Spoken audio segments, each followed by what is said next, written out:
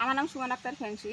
আমি এই বাড়িতে থাকি। আমার গ্রামের নাম ঠিকানা বলুন। গ্রামের নাম বালাডিগি চাপড়া। আমি আমার এই ভাগ্নে বউ ভাগ্নের সাথে ঝগড়া বাড়ছে। আমি যখন এই বাড়িতে আসি আমাকে বলে এই বাড়ি থেকে বের করে দিবে। আমাদের বাড়ি ওরা চায়। আমি যখন বাড়ি করছি তখন বলছি আমাকে টাকা দাও, আমি অন্য জায়গায় বাড়ি করবো।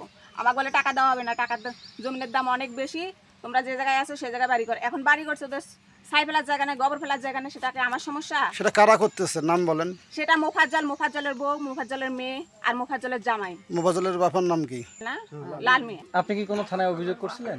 থানায় অভিযোগ করতে চাইছিলাম যে মারামারি হচ্ছে, হোক মামা ভাগ্নে হচ্ছে, যা হবার হচ্ছে। কিন্তু আমরা বাড়িতে থেকে আমরা বাবার বাড়ি থাকি, এরা আমার কলে যাইতে দেয় না, পায়খানা যাইতে দেয় না, আবার কারেন্ট কেটে কাটি দিছে, বাড়ি থেকে বের করে দেয়। এই ভয়ে আমি আমার বাপের বাড়ি চলে গেছি। যাওয়ার পর রাত 2টার সময়, 1:30-2টার সময় ওই আমার বাড়িতে উঠে, অনেক রাতে উঠে আমি কষ্ট করে আমি অনেক গার্মেন্টস করে আমি বাড়ি করছি। সেই বাড়িটাতে ওই আঘাত করছে। কে আঘাত করলো? এই মোফাজ্জলের বউ আর ওর জামাই আর যে মেয়ে, সবাই মিলে আমার বাড়িটাও আঘাত করছে। আপনাকে মারছে কে? আমার হলো মোফাজ্জলের মেয়ে মারছে, মোফাজ্জলের বউ মারছে। আপনি কি হাসপাতালে ভর্তি ছিলেন? হাসপাতালে ভর্তি হইতে চাইছিলাম, পরে সবাই বলছিল যে মেডিকেলে যাও, কিন্তু আমি মেডিকেলে যাইনি। সেলাই করছে কি আপনাকে? আমার ডাক্তার সেলাই করছে।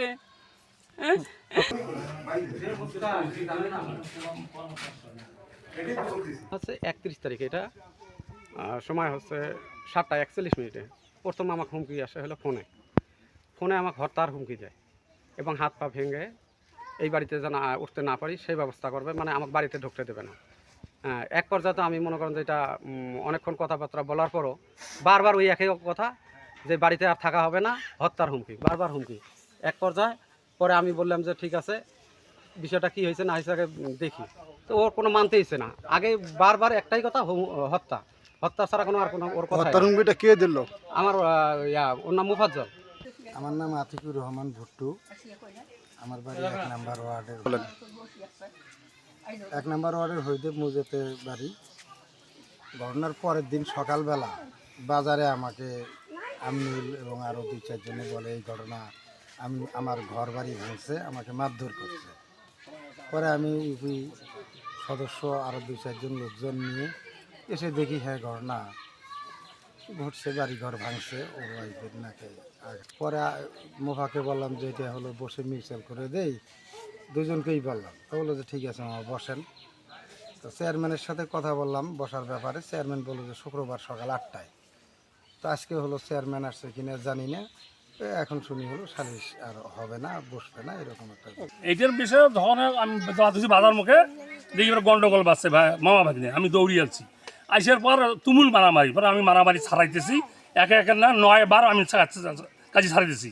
ছাড়াই আমি বারবার হুমকিতে ওই এক জব করবো, খুন করবো, এই বারবার হুমকি, বারবার বাঁধাকে ধরে বাড়ি নিয়ে আসি। এইভাবে 9 বার বুড়ে 2.5 ঘন্টা ডাঙাডাঙিয়েছে।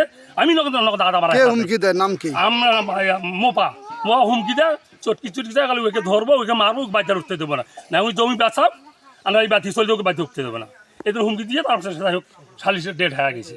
এই সালিশে আরও সে বসতেছে না, তো সালিশে আরও বসবো না, আমি যদি ওখানে থাকি সালিশ বসবে না। এই পর্যন্ত আমার কথা। চাচা এই ঘটনা আমার বাড়িতে ভাঙচুর করছে, মারামারি করছে। তো আমি বিষয়টা ফির বললাম যে ঠিক আছে তোমরা গ্রামের লোককে সবাইকে জানায় রাখো, তারপরে হয়তো আমি পরবর্তীতে এটা নিয়ে দেখি ওর সাথে আগে মোফার সঙ্গে কথা বলি। তো পরের দিন মোফা আমার কাছে আসলো, আমার কয় না এই ব্যাপার, আমি এটা নিয়ে বসার কথা ছিল কিন্তু আমি আর বসবো না, আমার খুবই আসে নাই, যার বিনিময়ে সালিশে আমি আর বসবো না, পরবর্তীতে আপনাকে আমার জানাই।